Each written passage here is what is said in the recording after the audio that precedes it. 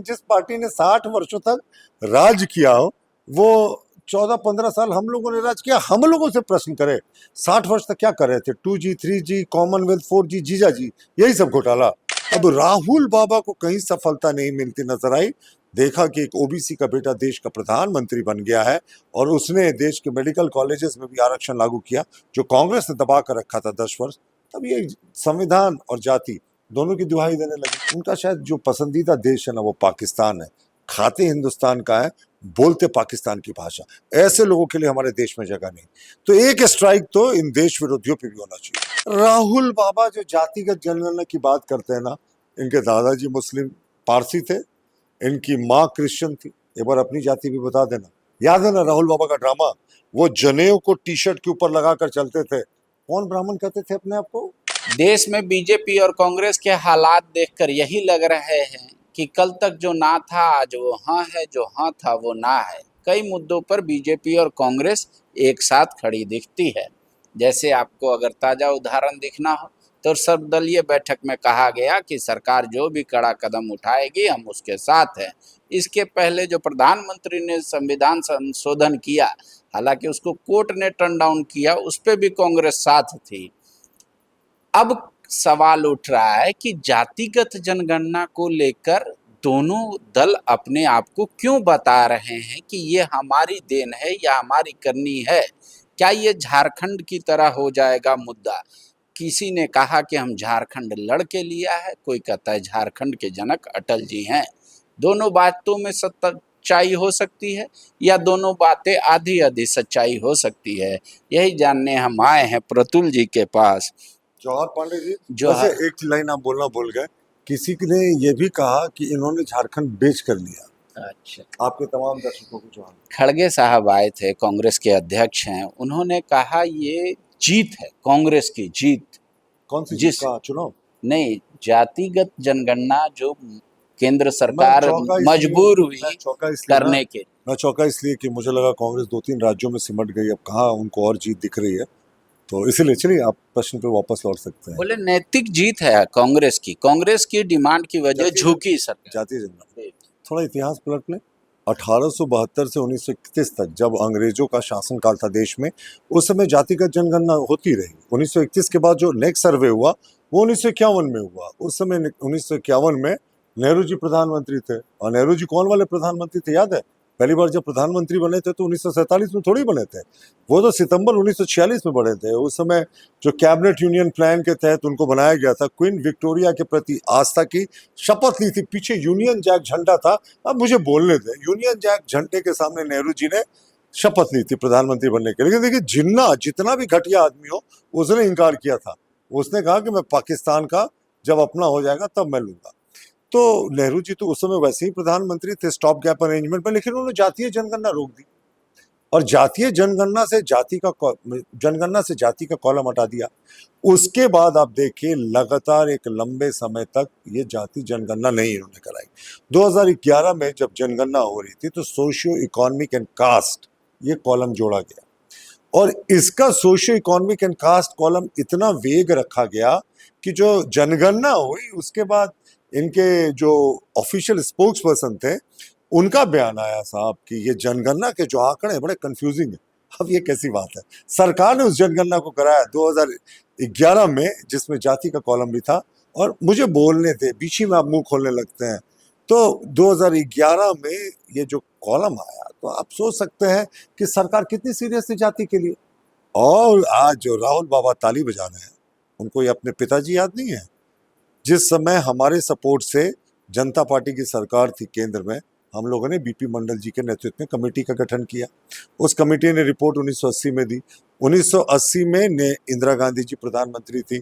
1990 तक राजीव गांधी जी प्रधानमंत्री थे। 10 वर्षों तक कांग्रेस की सरकार ने मंडल कमीशन की रिपोर्ट को दबा कर रखा।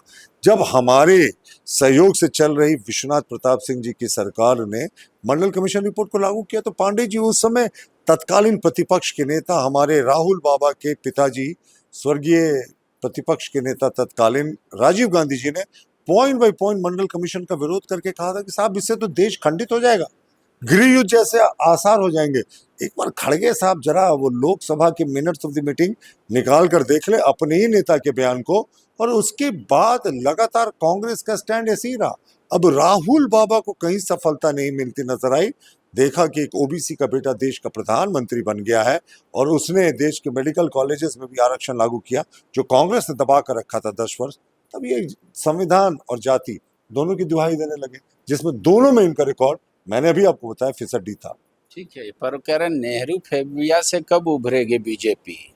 कह रहे नेहरू जी को कितना ढोएंगे आगे? याद कीजिए ना, अभी हाल फिलहाल में मंत्री हैं कैबिनेट के, उन्होंने कहा कि जो जाति पाति की बात करेगा उसको हम लात गुस्से से मारेंगे। वो किसका उदाहरण दे रहे हैं?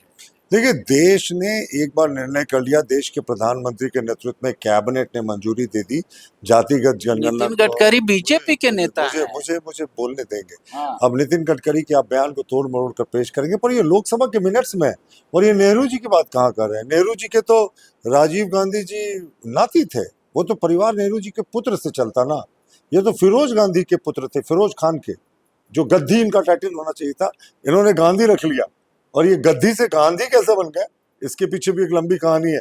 राहुल बाबा जो जातिगत जनगणना की बात करते हैं ना, इनके दादाजी मुस्लिम पारसी थे, इनकी माँ क्रिश्चियन थी। एक बार अपनी जाति भी बता देना। याद है ना राहुल बाबा का ड्रामा?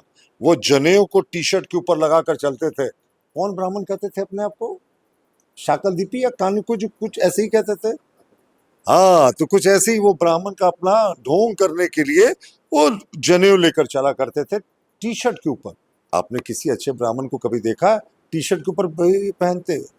ये लोग हारे हुए, थके हुए, देश को बंटाधार करने वाले लोग हैं, इसीलिए इस तरह की बातें करते हैं। लेकिन वो तो कह रहे हैं कि सिर्फ मानना ही नहीं पड़ा और आगे भी 2 मांग जो है कांग्रेस की वो पूरा करना पड़ेगा। वो क्या है कि एक 50% आरक्षण का स्लैब तोड़ना है, उसको बढ़ाना है, और दूसरा निजी सेक्टर में आरक्षण को लागू करना है, और ये करना पड़ेगा मोदी।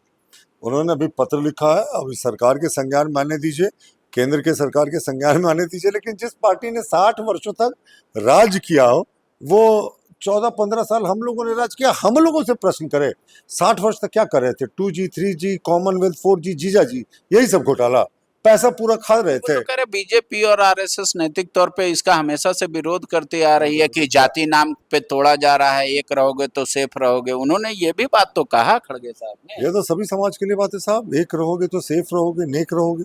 ये कौन, अगर किसी समाज में एकता की बात कर रहे हैं, ये तो देश के लिए भी बात है। देश एक रहेगा तो सेफ रहेगा। अब रॉबर्ट वाड्रा जैसे लोग जिस समय देश में युद्ध के जो डर के बादल हैं वो मंडरा रहे हैं, युद्ध का खतरा मंडरा रहा है, उस समय कैसी भाषा बोल रहे हैं? कांग्रेस अपने नेताओं पे तो लगाम लगाए। जो मैंने एक लिस्ट गिनाई आपको, अजय राय, सिद्धरमैया, सफीउद्दीन सोज, सब लोग तो देश के खिलाफ की भाषा बोल रहे हैं। और ये हाँ, आपने मसूद का बयान नहीं सुना। मसूद ने क्या कहा एक पॉडकास्ट में, वो वीडियो भी मैं दिखा दूंगा, कि हाँ बालाकोट एयर स्ट्राइक हुआ था, पाकिस्तान गए थे ना, 3 मच्छर को मार के लाए थे। ये मसूद जैसे लोगों को ना वाघा बॉर्डर से बाहर करना चाहिए। उनका शायद जो पसंदीदा देश है ना वो पाकिस्तान है, खाते हिंदुस्तान का है, बोलते पाकिस्तान की भाषा। ऐसे लोगों के लिए हमारे देश में जगह नहीं। तो एक स्ट्राइक तो इन देश विरोधियों पे भी होना चाहिए। गोल, जहां 27 वर्षों के सफर में 17,000 से भी अधिक छात्रों ने डॉक्टर एवं इंजीनियर बनकर भरे सफलता की ऊंची उड़ान, जहां साधारण छात्र भी झारखंड टॉपर्स बनकर बना रहे इतिहास। दूरदर्शी शिक्षाविद श्री विपिन सिंह के मार्गदर्शन में मेडिकल एवं इंजीनियरिंग के लाखों छात्रों के लिए आशा की किरण के रूप में गोल, Nations leading institute.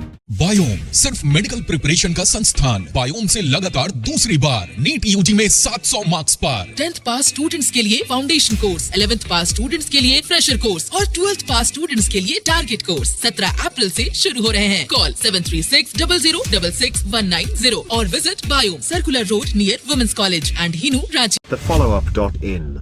Like, share and subscribe. www.thefollowup.in